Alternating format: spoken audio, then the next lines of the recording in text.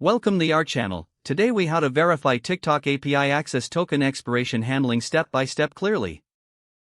Start by logging into your TikTok developer account. Navigate to the dashboard section. Locate your application under My Apps. Click on the app to access its settings. Find the API section in the left sidebar. In the API section, look for the documentation link. Open the documentation to review the token expiration details. Identify the endpoint for the access token.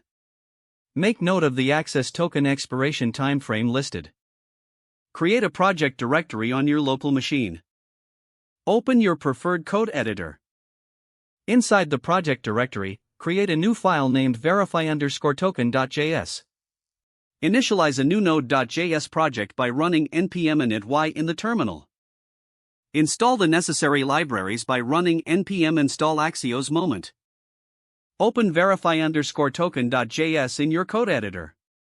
At the top of the file, import the required libraries by adding const axios equals require axios and const moment equals require moment. Next, define a function called checkTokenExpiration. Inside the function, set your access token and expiration time. Use the moment library to compare the current time to the expiration time. If the current time is greater than the expiration time, log a message indicating the token is expired.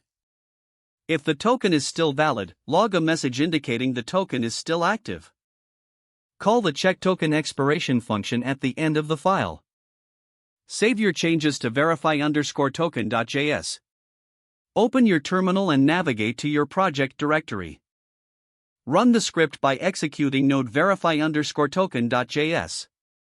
Observe the console output to determine the token status. Analyze the results and adjust your application flow accordingly. Consider implementing automatic token refresh logic if the token is expired. Test the entire workflow to ensure it functions as expected. Don't forget to like this video and subscribe to our channel for more step-by-step tech guides.